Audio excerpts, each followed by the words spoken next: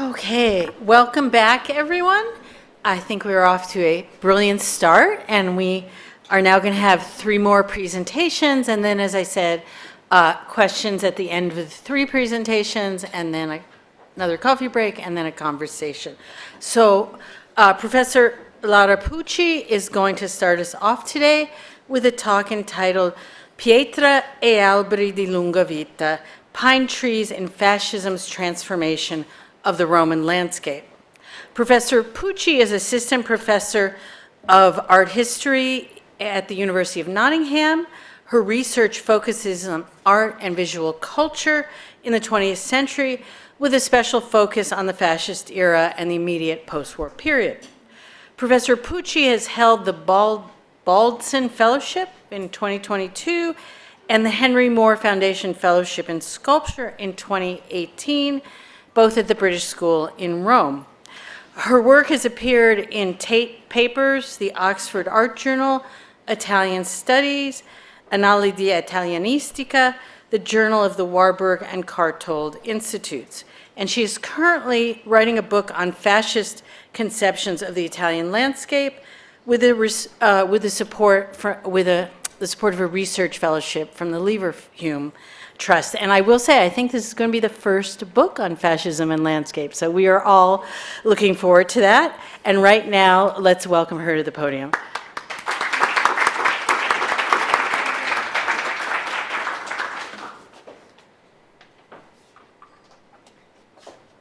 Thank you, Marla, and thank you to you and the American Academy for inviting me here today. It's given me a chance to come back to the urban context, the urban landscapes. As Marla was just saying, I'm working on a book on landscape and fascism in a rural context, and I think you're right that there hasn't been another book on fascism and landscape, but there has recently been a book on the environmental history of fascism, which I will refer to during this talk, so maybe we can come back to that.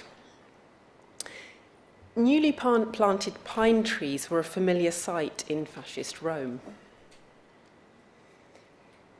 Whether lining new roads cut through the historic centre of the city or framing new architectural schemes, these saplings became symbolic of the regime's transformation of the Roman landscape, visible in widely circulated photographs and newsreels,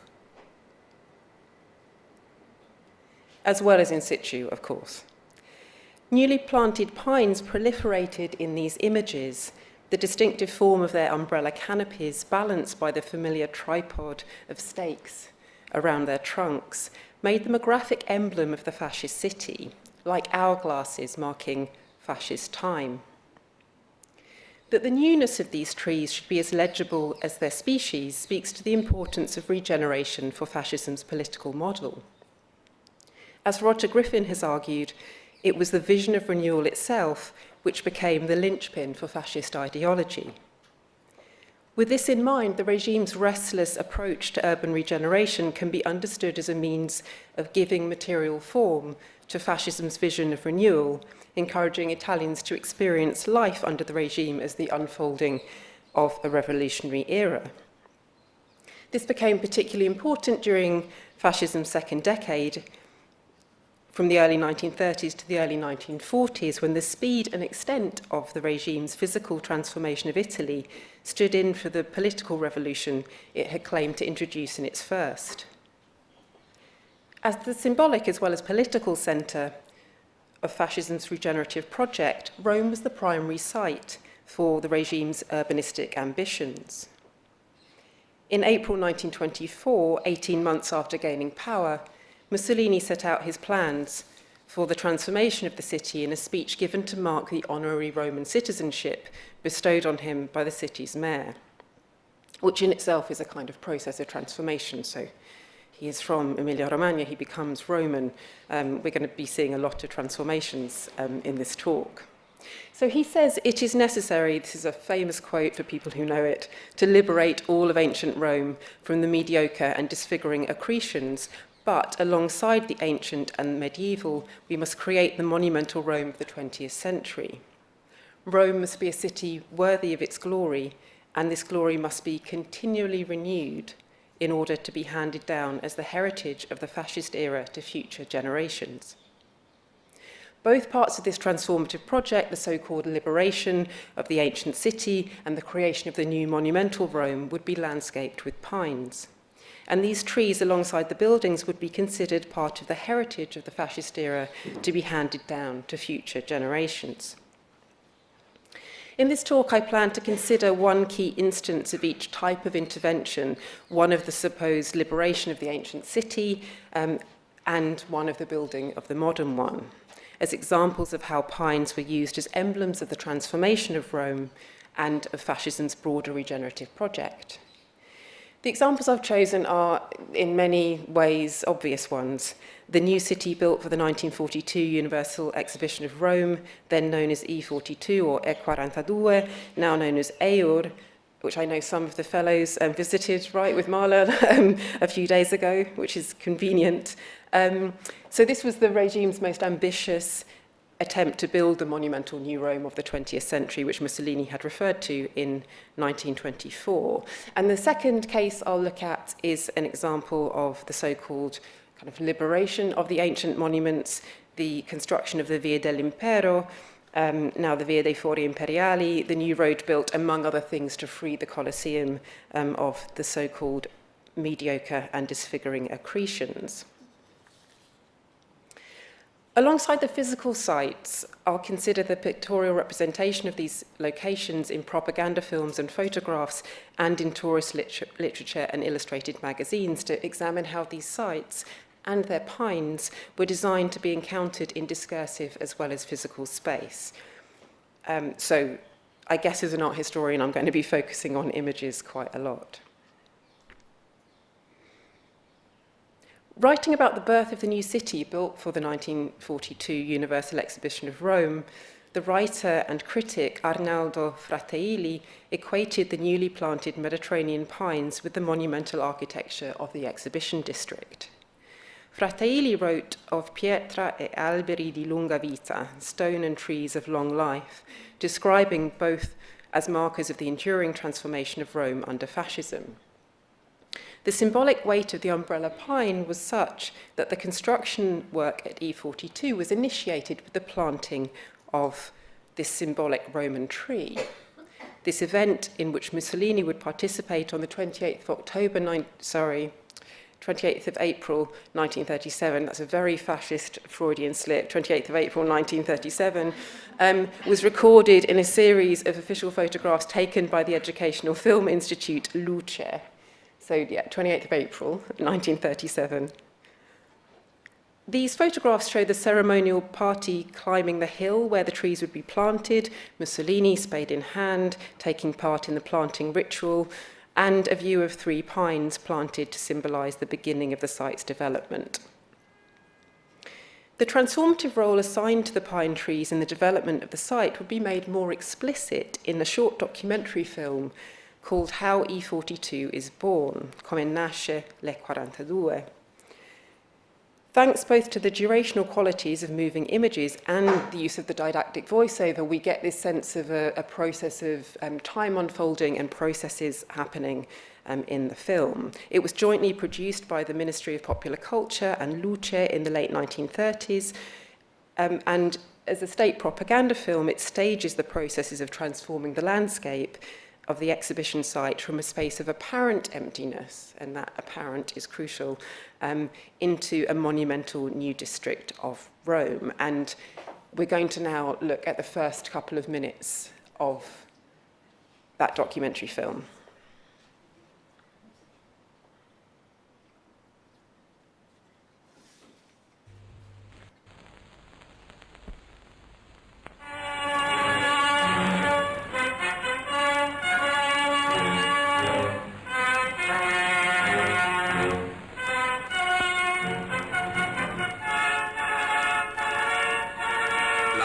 prescelta per l'E42 ha all'incirca la stessa struttura collinosa di Roma e occupa col suo terreno ondulato la pittoresca posizione tra il Tevere e la via Laurentina, con uno sviluppo longitudinale che va dalle Tre Fontane fino oltre le alture che circondano la località della Magliana.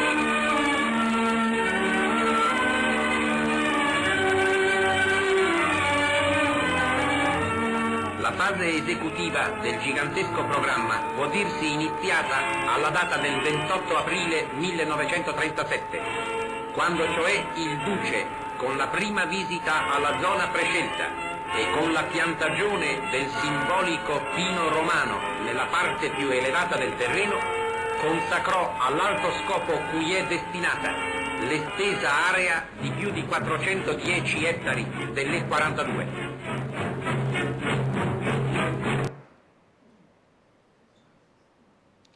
In the first of the film's 15 minutes, slow panning shots survey the undeveloped site, lingering upon its apparent emptiness. With a white transition shot to a shot of a scaffold tower under construction, the development of the site commences as groups of workers rush past the camera, armed with the tools of their labour. It is here that the voiceover explains the pivotal role of the symbolic Roman pine, whose planting on the occasion of Mussolini's first visit to the site consecrates the exhibition grounds. The close-up of the newly planted pine, isolated from its surroundings with its distinctive form silhouetted against the sky, stresses the symbolic status of the tree by making it a graphic symbol. Its appearance marks the transition from undeveloped to developed land, from apparent emptiness to newfound Romanness. As the voiceover tells us, the planting of the pine does not merely inaugurate the site, but consecrates it as Roman. Having been cultivated, as we've heard already this afternoon, throughout the Mediterranean since antiquity, the stone pine had, by the early 19th century, become a characteristic emblem of artistic views of Rome. So there's this kind of heritage association, but also an association with the picturesque and views of Rome in an art historical sense. To plant pines was thus to Romanize the landscape, a process consistent with the broader objectives of E42. The exhibition district, just to remind you, was intended to be the most complete realization of the plans Mussolini had set out in 1924 to build the monumental Rome of the 20th century, equal to that of the ancient city. As he explained the following year in a speech given to found the governorship of Rome, this would require an expansion of the city. The new fascist Rome, he said, will extend over other hills, along the banks of the sacred river, up to the shores of the Tyrrhenian Sea.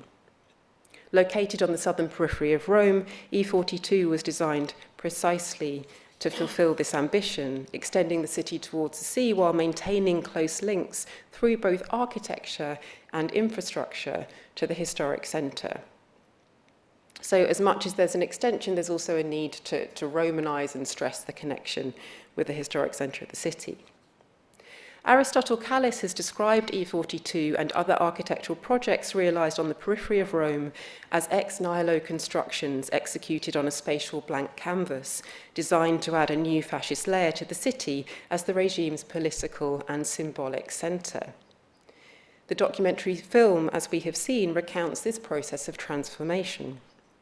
It was a narrative often repeated in the widely reported news of the site's construction. And in a special issue on the Universal Exhibition published in December 1938, Architettura, the journal of the Fascist Union of Architects, published a double-page spread showing images of the undeveloped site as a spatial blank canvas. The following year, in an issue dedicated to the development of the site, the same journal documented the importance of landscaping. So we see here a series of images of newly planted pines close to the Palazzo della Civiltà Italiana, also known as the Square Colosseum, which you can see at top right. So there's a stress both on the emptiness and the transformation to a landscape state, which is filled with pine trees.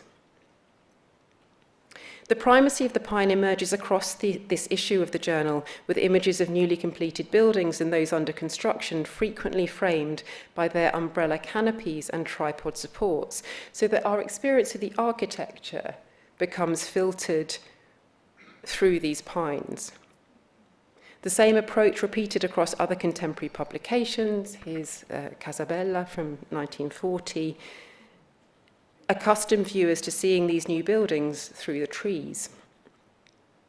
The strength of the association between pines and the exhibition site was such that the suppliers of E42's trees used their association with the site in advertisements for their services.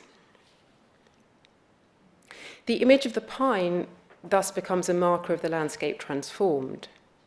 In his article on the birth of the new city, Fratelli describes the undeveloped site of E42 as like a lunar landscape. This is at the beginning of the article, and later as arid and melancholy, as though the landscape in its original state was somehow alien and the extensive reworked landscape was more attuned to its surroundings and thus perversely more natural. He wrote of the newly planted pines as being at one with our countryside, of the mountains of Lazio and the Sabine Hills. The geographer Federico Caprotti has described the fascist regime's land reclamation projects as a process of destroying first nature in order to institute a controlled and ideologically acceptable second nature. The proliferation of pines in such a setting can be understood as a manifestation of this modified second nature. Like the wider architectural schemes of which they were part, these pines give form to the discourse of regeneration that was central to fascism's nationalist project. As Marco Armiero, Roberta Biasillo, and Wilco Graf von Hardenberg have argued in their recent environmental history of fascism, the regime's approach to the environment was rooted in the belief that nature had to undergo a deep transformation process in order to return to its original condition. Fascism's interventions in the landscape were thus framed as a process of recovering something lost rather than inventing something entirely new. In the urban context of Rome, this lost condition to be recovered was a heightened sense of Romanness. While the remains of Rome's imperial past were, of course, materially evident in the city, the regime's extensive interventions in the historic centre sought to make that past more visible in order to better serve as a model for the present. One of the best known and most radical interventions in the fabric of the historic centre in this period was the construction of the Via dell'Impero, named to link past empires to present imperial ambitions. The street connects Piazza Venezia to the Colosseum, which provided, as you can see from this comparison, the architectural model. Actually, really, you don't need the comparison. The architectural model for E42's most iconic building, the Palazzo della Civiltà. Lying at the foot of the Capitoline Hill and adjacent to the Roman Forum, Piazza Venezia was described as the spiritual centre of the city. Site of both the monument to Vittorio Emanuele II, the first king of unified Italy, which contains the tomb of Italy's unknown soldier, so we get this kind of layering of national significance, and also the piazza is the seat of the fascist government in Palazzo Venezia. So it's described as the spiritual and moral centre of the city. The Colosseum, in its remarkable completeness, served to recall the empire at its peak, and thus a convenient template for fascist reinvention. For these reasons, Antonio Muñoz, the driving force behind the fascist transformation of the city, described the Via dell'Impero as the most symbolic street in Rome. It follows, therefore, that the new street would be planted with new pines, that there would be an arboreal as well as an architectural connection made between these two sites, the Via dell'Impero first and afterwards E42, between ancient Rome and New Rome. Inaugurated in 1932 to celebrate the 10th anniversary of fascist rule, the Via dell'Impero, for all that it was surrounded by the remains of antiquity, was unequivocally a marker of fascist time. In his 1935 book, Roma di Mussolini, Mugnot insisted on the modernity of the Via dell'Impero, arguing that the street would be, and this is kind of amazing, the street would be beautiful even without the ruins of the imperial fora, just as it is beautiful at night when the ruins are plunged into darkness. But, he insists, it would be stark and dreary without the green of the pines. The vitality of the trees is prioritized over the apparent lethargy of ruins. As at E42, the act of planting pines was documented as an integral part of the construction work at the site.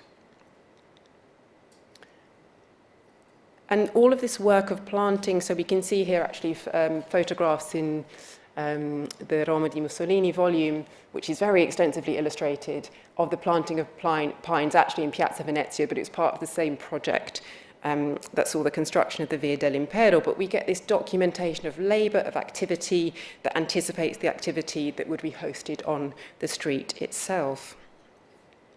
The status of the Via dell'Impero as a lived and living environment was emphasised by Mugnot, who argued that it should not be seen as a museum or a cemetery, but was rather animated night and day by thousands of vehicles, which is kind of difficult to get your head around in the 1930s, but thousands of vehicles and crowds of pedestrians.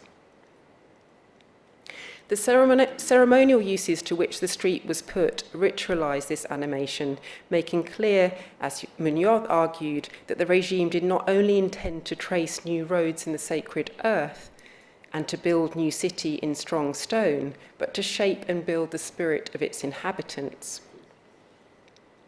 Along the Via dell'Impero and other fascist-built roads that traced routes through ruins, the planting of pines embodied the growth and vitality the streets were intended to foster. Both streets and pines were further animated by their dissemination through visual mass media that took their message of regeneration far beyond the sites in which it was enacted. The extent of the reproduction of these sites in films and photographs, magazines and tourist brochures evidences the regime's investment in aesthetic politics, which can be considered integral to fascism itself. It was not enough for the regime restlessly to produce new landscapes. These landscapes had to be reproduced in a plethora of visual forms so that their newness could be repeatedly presented anew. Their mediation itself came to embody the regime's regenerative impulse. Fascism's pines and their message of renewal proliferated through photographic reproduction as well as through planting. And through repetition, the newly planted pines with their tripod supports became part of the regime's vocabulary of regeneration.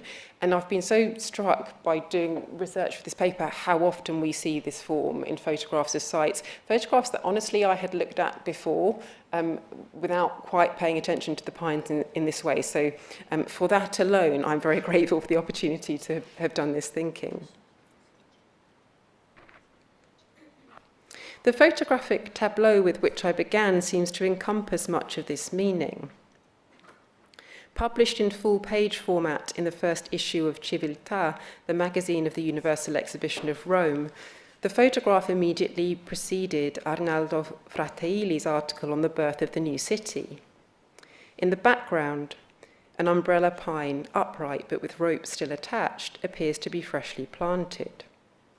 The regenerative impulse embodied by the tree is echoed by the monumental fountain that occupies the foreground of the image, whose endless recycling of water enacts the process of renewal. Between the pine and the palazzo, a sculptural figure raises its right arm in a Roman salute, apparently from this angle in the direction of the tree. Originally titled Genio del Fascismo, or the Genius of Fascism, The sculpture by Italo Griselli was designed to embody the spirit of fascism, whose regenerative force took form in the youthful athleticism of the figure. So these three elements, the tree, the fountain, the sculpture, thus operate as symbolic equivalents, together giving form to the genius loci of the new city. In the space of the photograph, E42 achieves its ideal form of Rome regenerated. The time of the photograph cannot know that Mussolini would be killed, coincidentally, 8 years to the day from the planting of those symbolic pines, that the Universal Exhibition of Rome would not take place, that the site would be abandoned due to the war, with only the buildings shown here, the Palazzo degli Uffici, fully complete.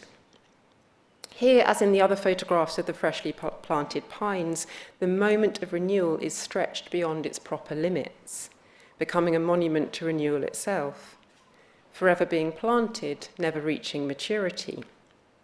There are parallels with the regime's celebration of youth.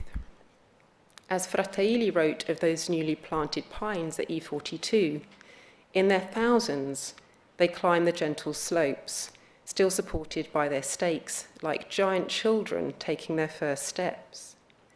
It is not in maturity, then, that the pines will achieve their ideal fascist form, but in the eternal youthfulness of the photograph, where the embodied potential of the sapling is preserved. Thank you.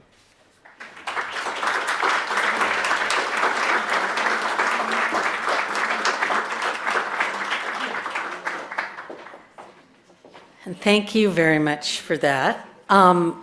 Next, we have a presentation by Peter Benson Miller. And let me turn to that. Peter Benson Miller's presentation is entitled Pining for Rome, American Artists and the Eternal City.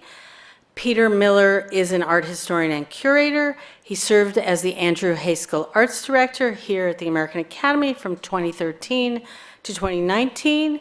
He is currently the curator at the Fondazione Nicola del Roscio here in Rome, and he has curated exhibitions featuring work by Vito Barada, Philip Guston, Charles Ray, Paul Thek, and Cy Twombly, among others. He currently has in production, I believe, a book-length study of exchanges between American and Italian artists in post-war Rome, which will be forthcoming from Bloomsbury Visual Arts. So welcome, Peter Benson Miller.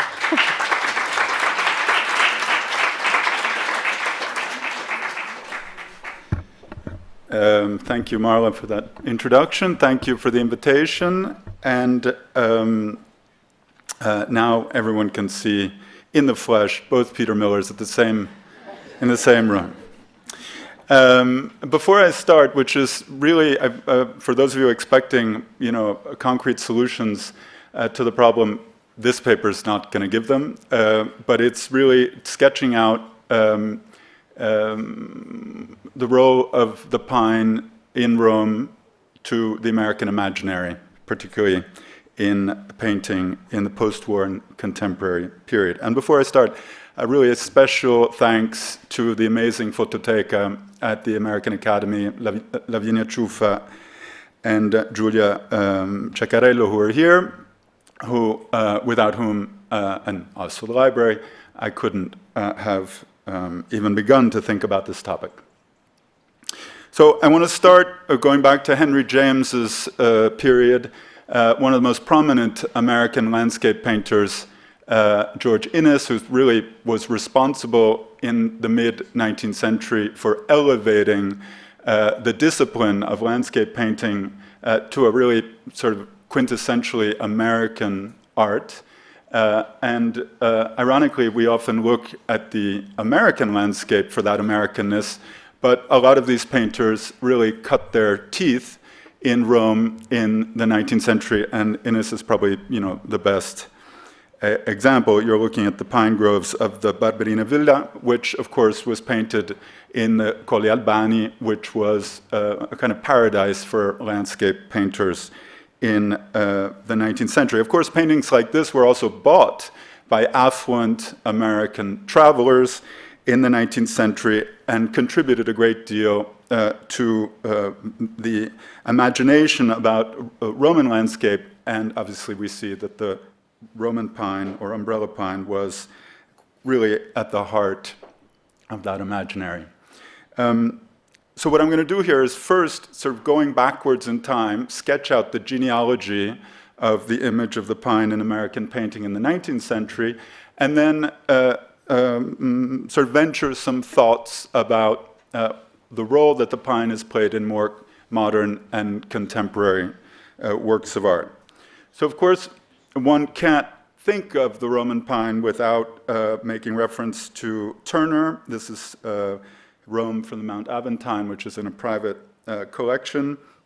And clearly, the pine was central to these kinds of landscapes. Here we see a kind of vast panorama of the city, where the Roman pine is actually marking the actual site where the painter sketched that landscape.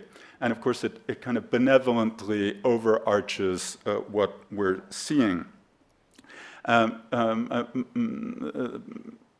Laura mentioned the picturesque. Of course, Turner was sort of one of the greatest sort of practitioners of the picturesque in painting that idea that artists looked at the landscape with the expectation that it was already somehow a kind of ready-made picture. Now, Turner's ideas came from an earlier generation of artists like Alexander Cousins, who actually created a guide for artists called The Shape, Skeleton, and Foliage of 32 Species of Trees from 1771. And you can see the Roman pine featured in the lower right.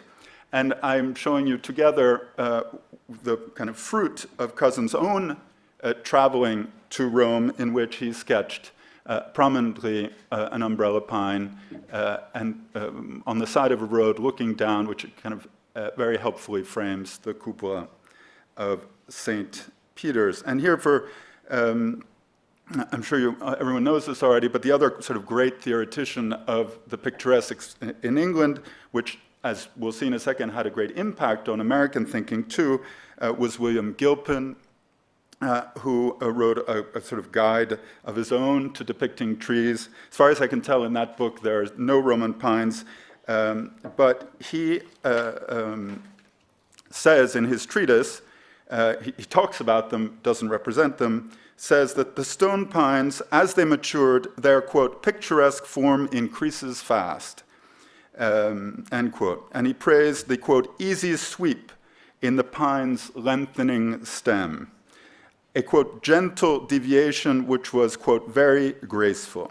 And he said that, and something we all know, that the soft clime in Italy alone gives birth to the true picturesque pine, end quote.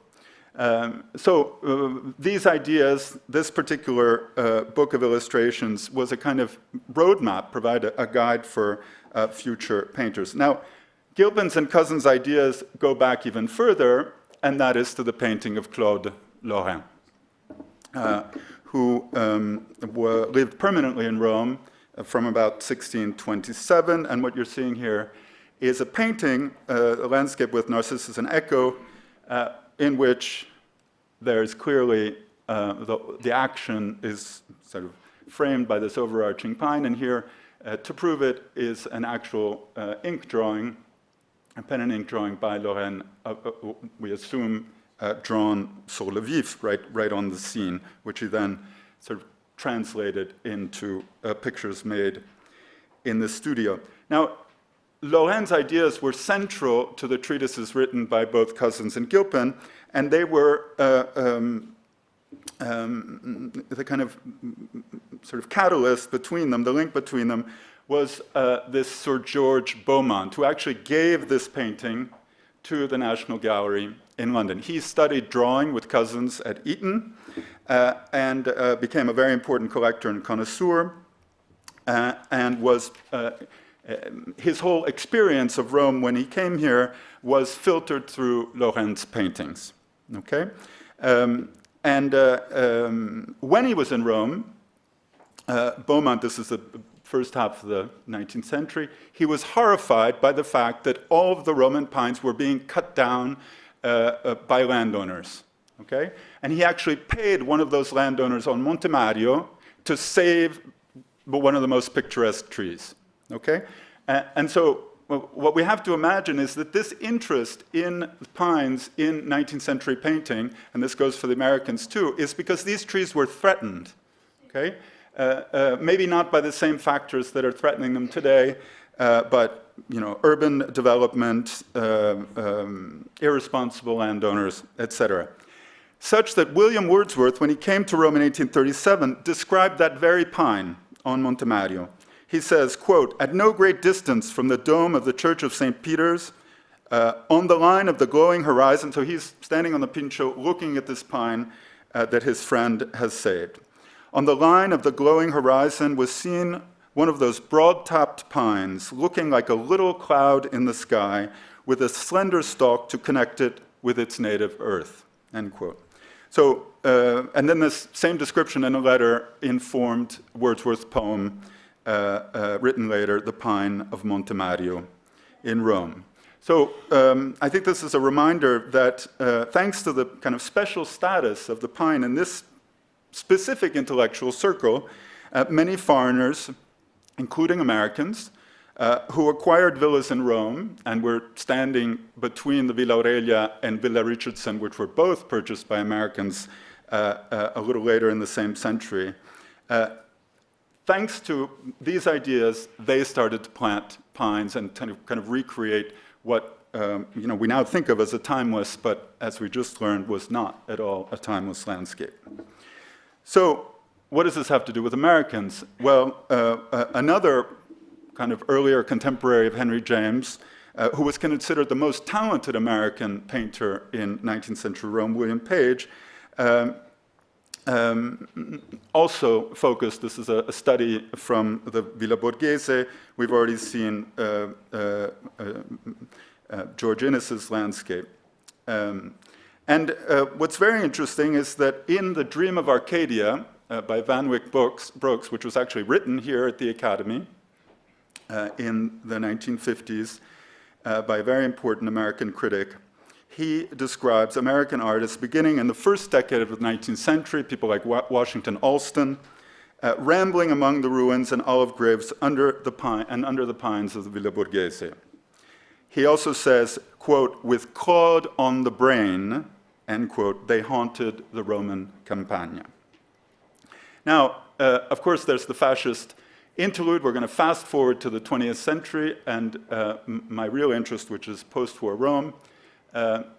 And the presence, now that we've heard that wonderful talk just before me, now we can appreciate all the more why an American artist like Peter Bloom, who was famously slow and painstaking in his production of very kind of meticulously overcharged pictures like this one. This is his kind of allegory as parody of the fascist Ventennio. He came to Rome, one of the very, very few Americans who came to Rome in the interwar period. We can now understand, thanks to Laura's talk, why this Roman pine, figures so, he kind of, breaks the logic of the umbrella, but sort of goes crazy with all of the interlacing branches, etc.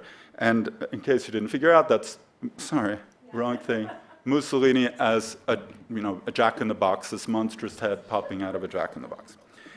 Bloom is a very, very important American painter, sadly underestimated by many curators in America today. Now, the floodgates opened after the war, and there were numerous paintings by Americans who came, to paint Rome, its landscape. And I suggest William Vance's book, America's Rome, for a discussion of how American artists after the war, particularly those affiliated with the Academy, kind of translated these Roman landscapes with their majestic pines into more abstract languages. This is Cleve Gray. And what's very interesting, this is an article from Life magazine in 1952, in which they very self-consciously compare the 19th century predecessors with the modern American artists coming after the war.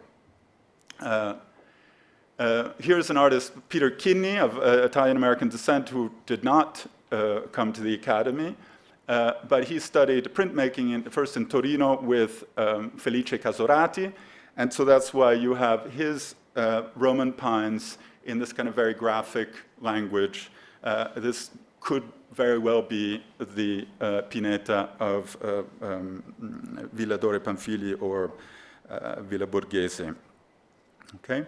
So what I want to suggest here is that the Roman pine enmeshed in these aesthetics of the picturesque and its after images emerged in the post-war period as more of a cipher for more contemporary concerns. First, the existential angst of many Americans coming to Rome after the war, and then, as we'll see, kind of African-American diaspora, climate change, and LGBT rights, which I'll conclude with.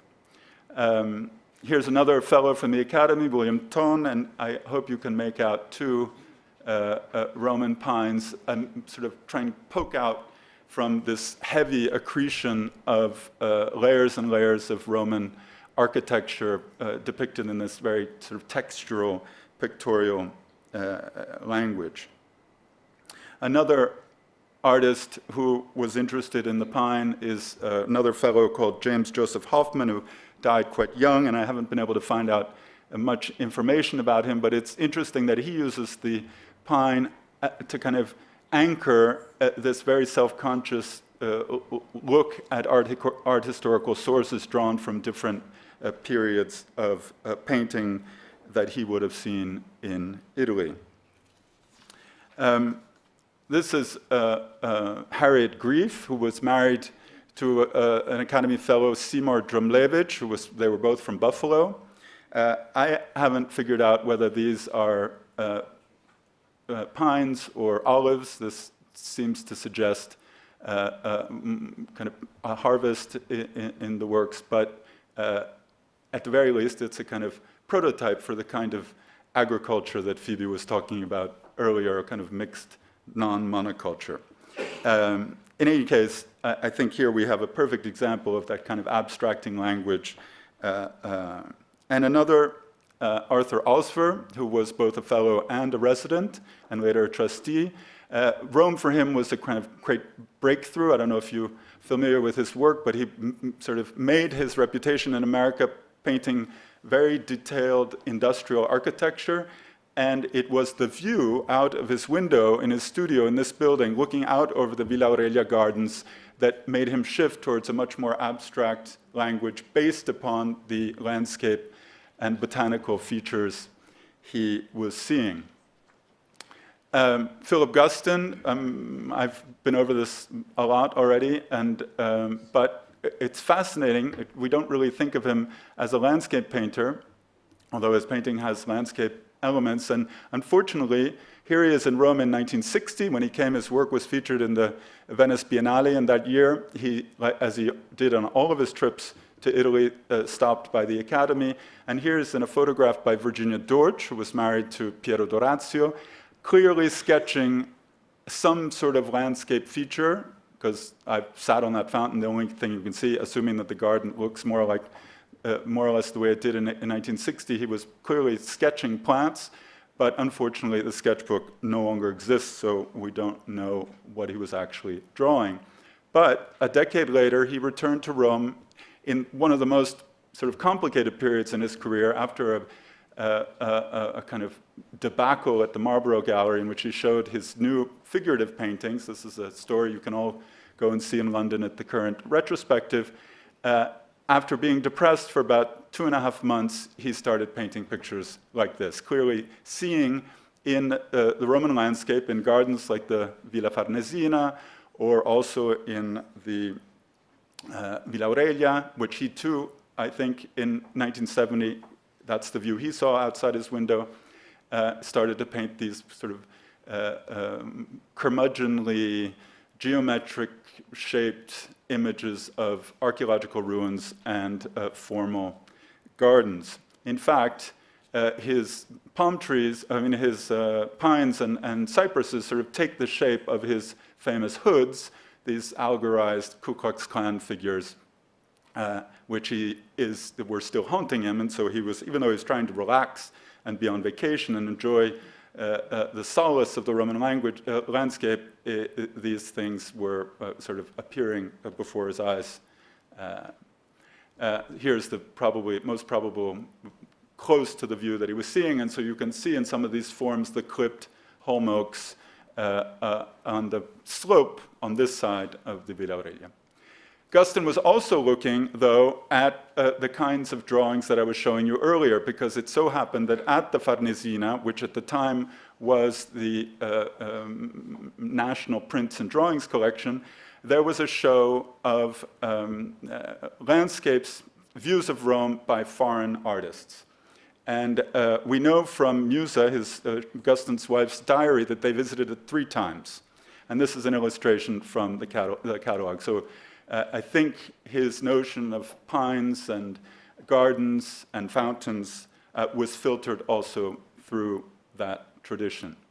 Now, he never showed these beautiful pictures during his lifetime, but they clearly were very important to him, because we have footage from films in his studio in which he kind of hung them all around him. So they were kind of guiding him as he entered his last incredibly prolific and sort of monumental decade. So a kind of lasting mark on the rest of his career. Pines feature prominently into this wonderful series of 3 images by Cy Twombly, who we think predominantly a painter, but he made photographs from the time he was at Black Mountain College in the 1950s until the end of his life.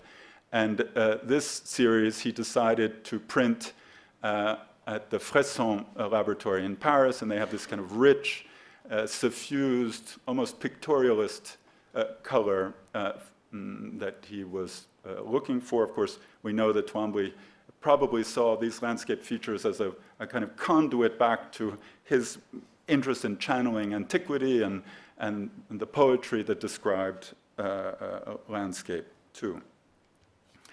Now, and I'll conclude with 3 projects. David Hammonds and Janis Kounelis, in a project curated by Martha Boyden in the 1990s, made this project. There were 2 tents, military tents set up in the Villa Aurelia. Kounelis had 1 tent, and David Hammonds, the great American artist, had the other. And so in this setting of Villa Aurelia, underneath the canopy of the pines, there were these 2 works in dialogue. And in fact, Hammond's work, which you see in the interior of the tent here on the right, he made a fountain. He describes seeing Roman fountains, but that they didn't have anything to say to him and to his particular heritage. And so he decided to create a fountain, not with water, but with sand, with a store-bought African mask, and the sand would come out of the mouth through the lips of the mask and create this accumulation of sand. Of course, the sand evokes this connection between North Africa and Rome. We've all experienced the thin layer of sand covering cars when the Scirocco arrives. So it was deliberately trying to engage this relationship between Rome and North Africa. There's a wonderful text in the catalog by Robert Storr, which I recommend. This is a project by Annalisa Metta, who was an Italian fellow here a few years ago. And she made this project photographing Rome and the kind of slightly imperceptible but also perceptible effects of climate change. And there are several images of the Roman pine, but I like this one for its sort of eerie sense of premonition that something is happening that the birds are fleeing from. Instead of emphasizing the graceful arc of the trunk, she shows this sort of massing of dark forms of the foliage as something dark and a kind of warning, an omen for the future. Lastly, a wonderful lithograph by the artist Lou Fratino, who has done a series of lithographs They stand on their own lithographs, but they're also illustrations to a new translation of poetry by the great Italian poet Sandro Penna, unapologetically homoerotic lyric poetry, which Penna wanted to publish before his death, but was not completely published, and has now been translated into English by Jahan Kajavi and Tim Moore. And what I love about this image is that these two trees almost seem to be courting each other or almost embracing, and it seems to be confirmed by another illustration of these two male figures who are kind of in the sort of human pose that is the equivalent of the two trees. Of course, when Penna was writing these poems,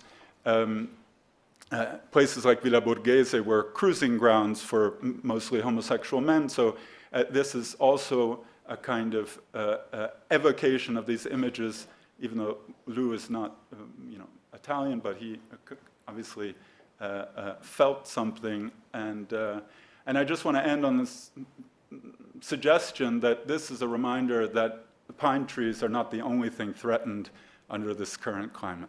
Thank you.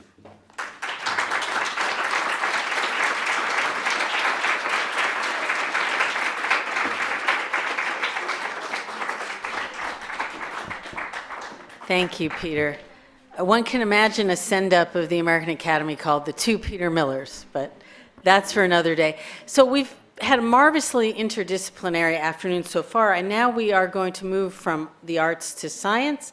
I am very pleased to introduce Julia Caneva, and she's going to give us a talk entitled The Stone Pine, an Element of Nature Strongly Rooted in Our Culture. Professor Caneva is Professor of Environmental and Applied Botany in the Department of Science at Roma Tre. She has a vast list of publications and research projects, 330 articles in Italian and international journals, as well as 23 monographs. So, bravissima.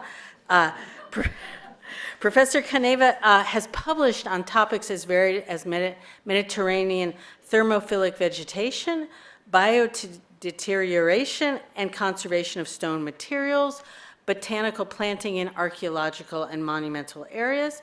She has also worked on questions of the urban landscape and cultural heritage, including botanical iconography in art and ethnobotany. Professor Caneva is the winner of a number of awards, including the Premio Lombroso from the Fondazione Besso in 2011, the Grand Prize for Cultural Heritage from the Comunità Europea, Europa Nostra for the volume Il Codice Botanico di Agosto. And finally, she was awarded the prize Arte e Scienza from the Società Nazionale Scienze, Lettere e Arti in 2019. Welcome, Professor Caneva.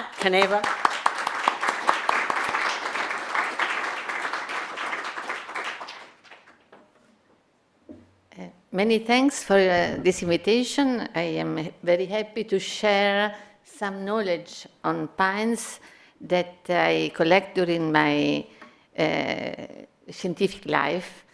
And so you can see also a small booklet that I made on pines as a homage to such species. I will follow in such presentation the way in which I treat on this species, why I choose stone pine. It was a selection of trees of Italy, and I decided to start the story of plants with stone pines. In my opinion, I can say that I have a lot of plants that are familiar to us, but for not only Roman people, Italian people, Mediterranean people, stone pine has something special.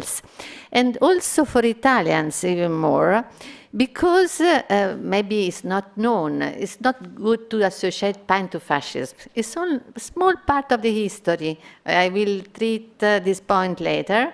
in which the Sassocemi became strong. I understand the reason, but the roots are very far away. And after the fascisms, in the 60 years, there was a decision of the Italian ministry to choose trees as symbol of Italy. This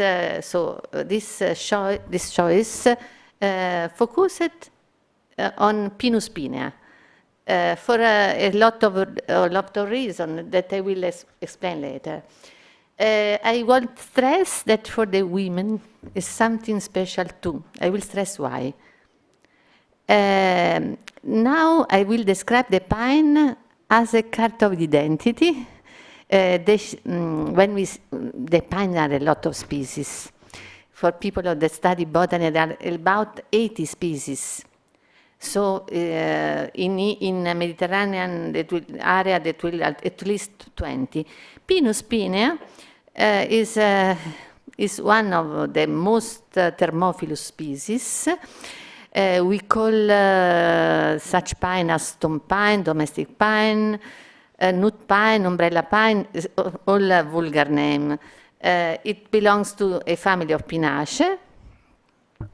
I want to stress only a few points. Why this name was given to this plant? What is the roots of the etymology? When you think about the pine, maybe you can be solicited by the shapes, by the cones, by the leaves. No. This is all are things that people appreciate.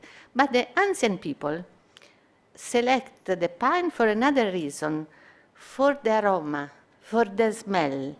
The etymology of the pines came from the roots pitus in Greek, that arrived from the typical smell that came from the resin of the plants. So it's something that I want to communicate with you, because it's something that is not immediate, not visual, but it's something that hit our sense. From the this is typical of also other species, but it's typical the smell that we feel in the summer when we go in a forest of pines. What can I say about the peculiarity of the pines?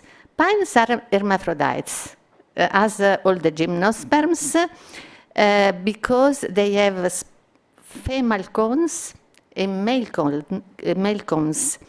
Female cones are the bigger one that contain the seeds, and male cones are the smaller one, more peripheric, that are necessary for the pollination, for the fertilization.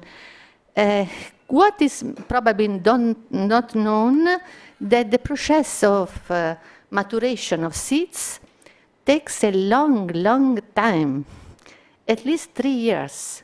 So you can imagine when the pollen arrives from the male cone to a female cone, and the pollens try to fertilize through the tubetto pollinico the plants.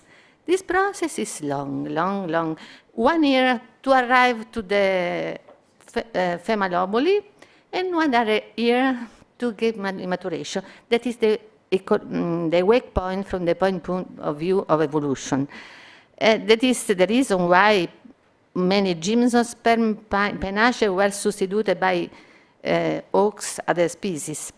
I want to say that it's a difficult point of view from the physiological process of the pine. About the provenance, nationality, I can say that is Mediterranean. I stress again some other point. Pines have not fruits but cones. I already said that the more typical point is the presence of resin. And I also, as distinguishing features, the fact that it looks for the typical umbrella. Why it has an umbrella? It's a bit an anomaly of such pine with respect to the other gymnosperm species, because look at the picture below.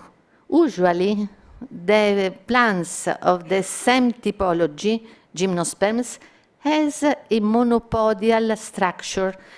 It means that there are a gem, an apical gem, dominate all the other, and the shape is conical.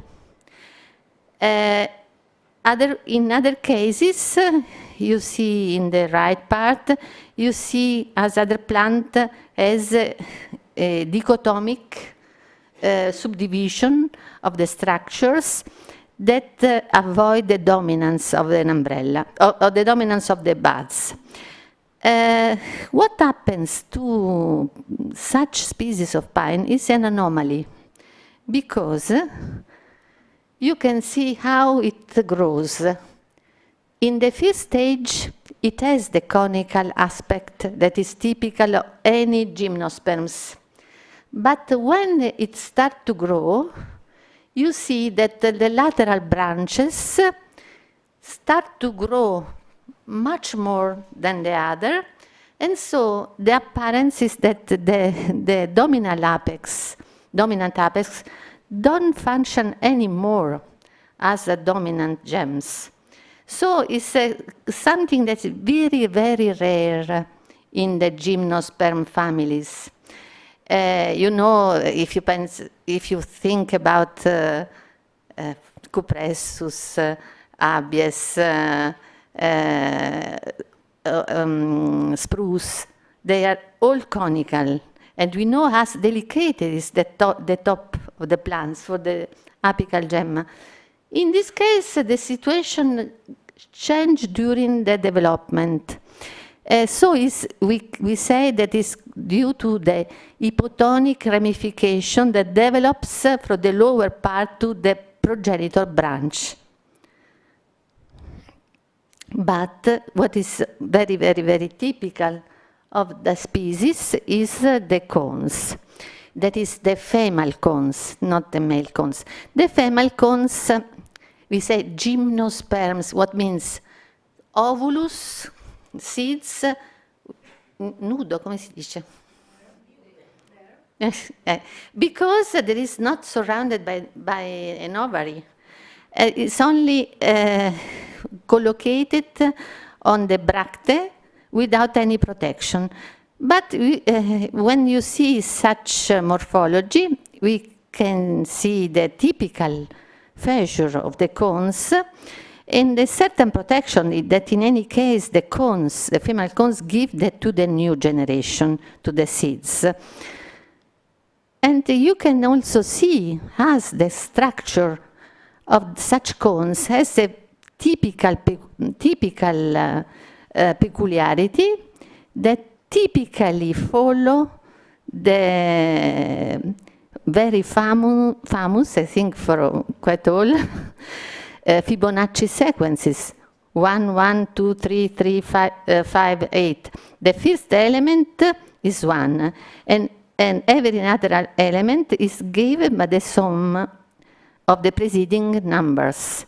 And see that we create typical spirals, two sets of spirals that are very recurrent in organization of plants, not only in cones, acornia, or other species like this, but I want to stress that such morphology is also stressed in our representation of arts, also in our architectures. For example, look at this parallel overlapping between the stone pine cones and the 5 sequences through Fibonacci series and the decoration that Michelangelo proposed for our Campidoglio Square, I have to say that such decoration is not made by Michelangelo, was made later, but following drawing by Michelangelo. So we can say that there is a connection between such imitation of harmony in nature. I want to say something more about the anatomy and the peculiarity of pines. The anatomy of pine is quite simple, as any gymnosperms. The wood is homoxylous. It means that all the vascular elements are equal, not very large, but they have contemporaneously the function of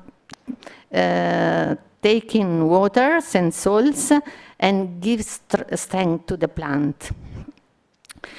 The fecundation is through a pollens. It's a typical pollens, like a Mickey Mouse with such structure that permit to the pollens to flow. And it has also a very strong root system. All the pines has this peculiarity. I have to go faster. The plant has very old origins.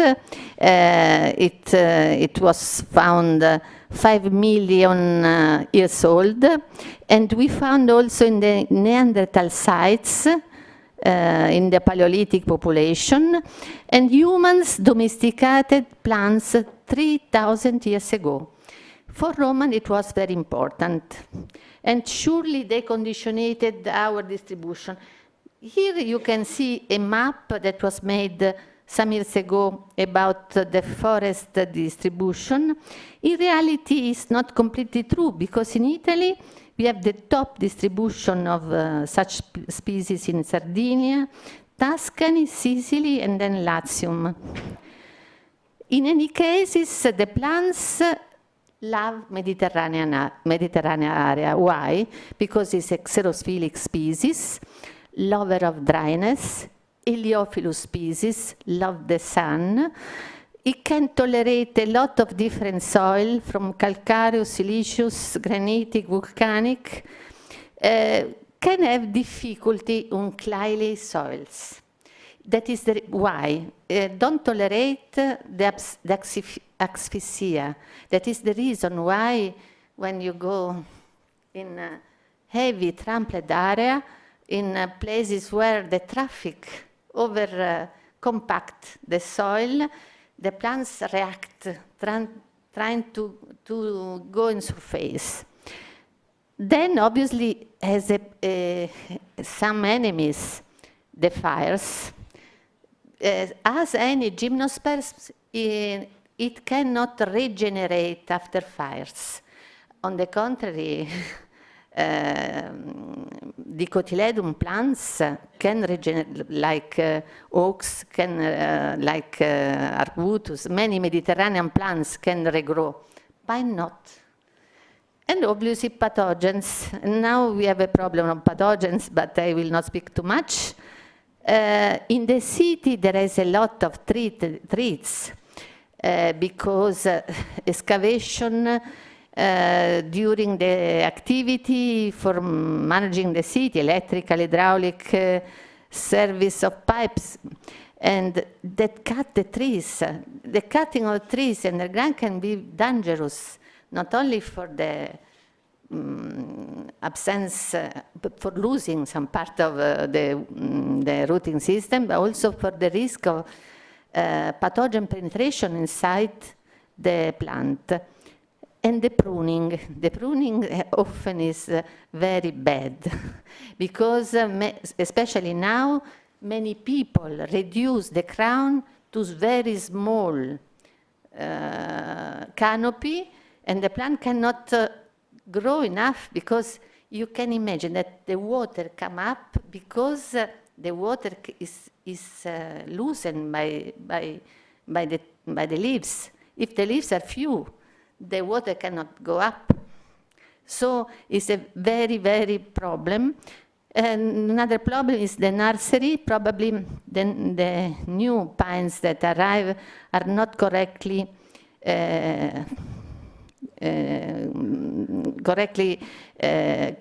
have not a correct care during the first stage.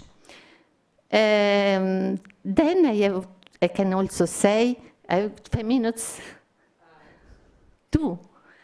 So very, very, only I will show. Yes. So we can see some image. Some I will speak maybe later. Some why it is important for the lady. This is important. There is a connection with the great mother Cibele that came from the Troades spirituality to Rome. It was present in the Villa di Livia paintings as a symbolic meaning, not as casual, as a representation of Cibele and Livia. Together, I can speak another moment. We see, as in Augustus' house, we can found, that is a cone. In reality, it's not a cone of a stone pine. It's Pinus pinaster, but in reality, in the sense of the ancient, could be okay. Symbol of fertility. And later in other aspect on landscape, other people have spoken before. You can see other imaging on landscape surrounding Rome. There is Portus near Tevere. You can see how it's fixed in our tradition. We have a quarter of the city, Pini, in Piazza Venezia. And see as it is recurrent as fertility in Caltagirone sculptures, and also as a representation of fertility, gastronomy, maybe later. Literature, Pinocchio. Everyone knows Pinocchio, but Pinocchio is the diminutive of the seeds of the pine. And so, if I finish that, I have I, as a pine, have a lot of sisters, brothers, ancestors. Why I say sister, brothers? I have to stress another point. Romans believed that plants were female. Pinus pinea. If you think about the connection, Pinus and genus. Pinea is the species. Pinea is female. And if you see the name Pinus alepensis, Pinus pinaster, that is neutral, but many are female, because in their imagination, that if the plant takes seeds, is a female. And so, I will speak later because I consume my time, and we will.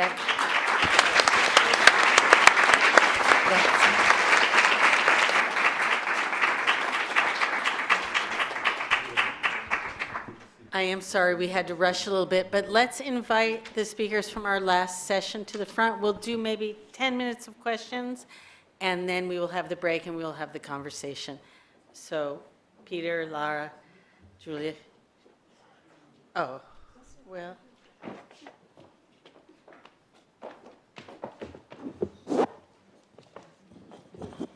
Okay. Questions? In the back. Hans. Is that Hans? Yeah. Well, thank you very much for the presentations. I was struck by the image that you showed of the nursery promoting their ability to provide the pines. I'm curious about the age of the pines that were planted, where the nurseries were, and because it had only been 20 years of fascism, and so how they had enough pines to do all of this, I'm impressed with. So was there a tradition of pine farms and moving them around? Sure, thank you for that. So other people are going to know much better than I would about the history of cultivating pines. But yeah, it's not. I mean, I think as Julia was saying, that of course they are not just a species associated with the fascist era. But it's a great point that, you know, the trees planted at that time may have been, of course, cultivated many years before the fascism came to power. So they're not, you know, they can't be purely fascist pines. But that question about the history of cultivation and where tree nurseries might have been and where those pines come from is a really important one that I'm afraid I don't know the answer to. But I mean, interestingly, in those magazines, architectural magazines, cultural magazines at the time, any supplier to E42, to the district, to the exhibition, to E42, whether it's suppliers of marble or glass or steel, they're all using their participation in that particular project, that district, to promote their own services. So it's this kind of marker of esteem somehow and prestige that they are contributing to this project. It's not the answer to the question you asked. Other people might know more about the history of cultivating pines in Rome. If you want to know something more, I can say that no, it's very important how the pines are cultivated in the first stage, because pines, as a lot of people, are mycorrhizogenous species. Mycorrhizogenous means has a symbiosis with fungi that help in the first stage to develop.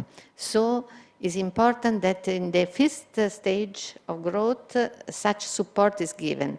It's so important that the apical rootlet, as there is an apical gemma in the top, is also an apical gemma underground. So it's important that such morphology of the roots is contained in a correct way, in a good basis, in having sufficient aerations, sufficient nutrients, and possibly with mycorrhizogenous fungi. I am not an agronomist, but it's a basic point to plant the plant in a correct way. Sometimes the vase is small, the development is not correct. In the planting, they are not supported. So the plant starts its growth in a bad conditions. Other questions? No? Oh, all right. Well, oh, in the back. All right.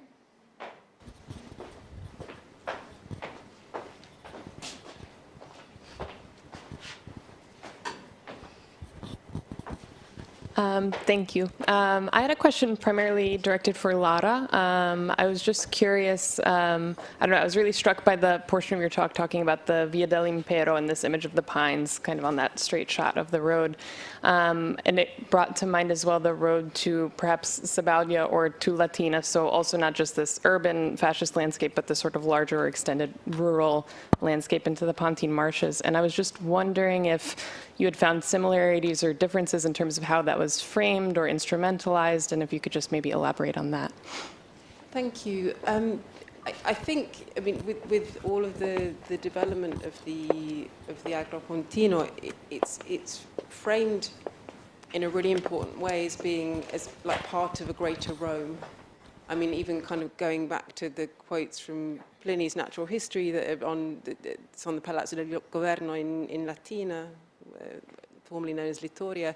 You know, there's this kind of idea of claiming this land close to the city of Rome, so that Rome kind of becomes greater.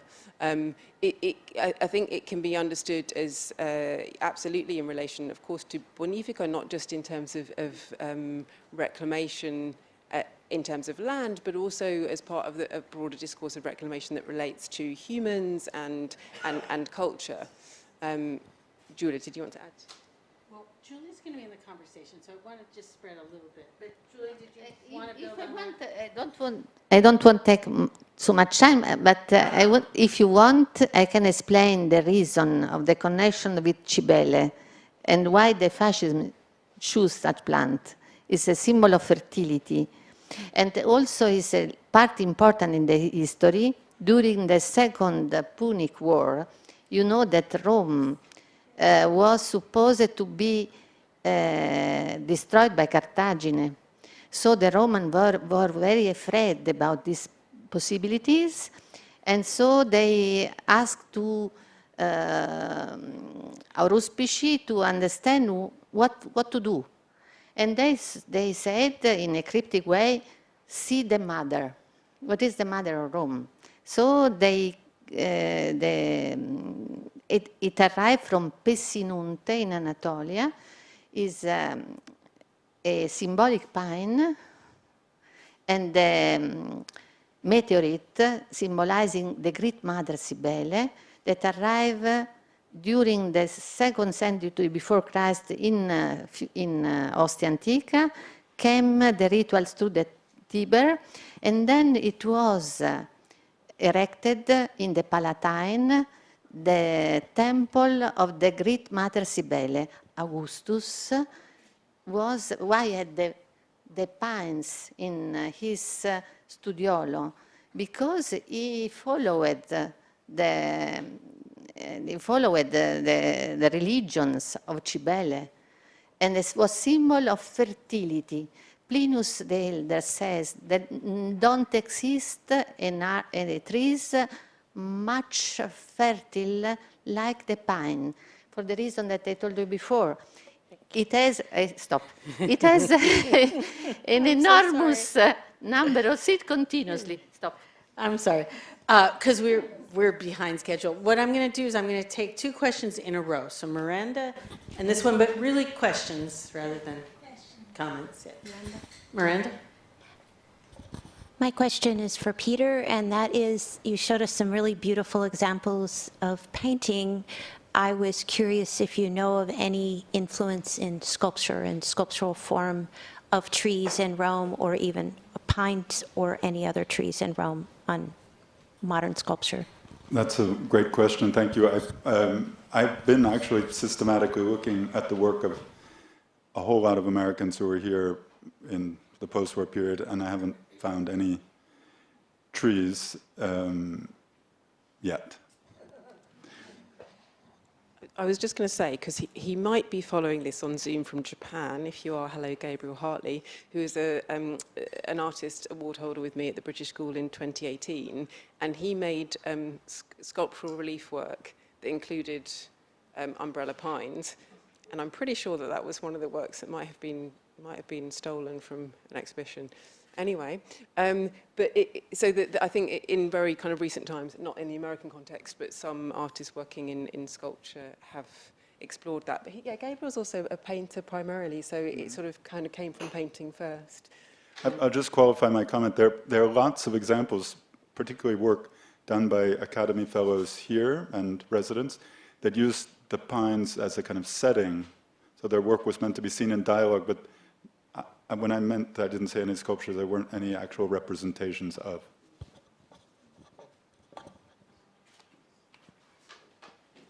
We're going to take a last question, but actually, Peter, no? I'm sorry. Oh, sorry. Thank you, Gael. And My quick I'm question. sorry we're rushing.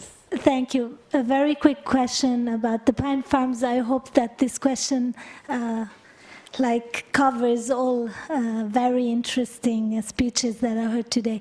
I believe that there was also Bonifica, the pine farms, the pinete, were very important because these were depressed areas where they were grown, and the pine was giving them a new life. And is that true, that it is also this pineta pine farm can make a malarian, like where malaria is, make it better?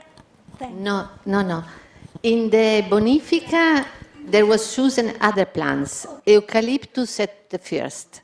If you go in Bonifica Pontina, in our area, you can see that in the Mediterranean forest, there are a lot of Eucalyptus globulus, Camaldulensis, that now are very big. Such plant was believed to be very helpful for against malaria. At first, because they absorb a lot of water. They are a great ability to lower the phreatic layer. and so it helps. Then eucalyptus has a lot of pharmaceutical, eugenol, for example, disinfectants. So it helps twice. Obviously, from a naturalistic point of view, there are Australian plants that we don't love too much. Not because they're Australian, but because they're not endemic species. We have to protect our landscape. But in such period, pine were planted a lot by Torlonia family, such power families for the seeds, because it had the economic value. There are families that had stop me. Okay, we will have a chance to ask more questions during and after the conversation. Thank you very much, everyone.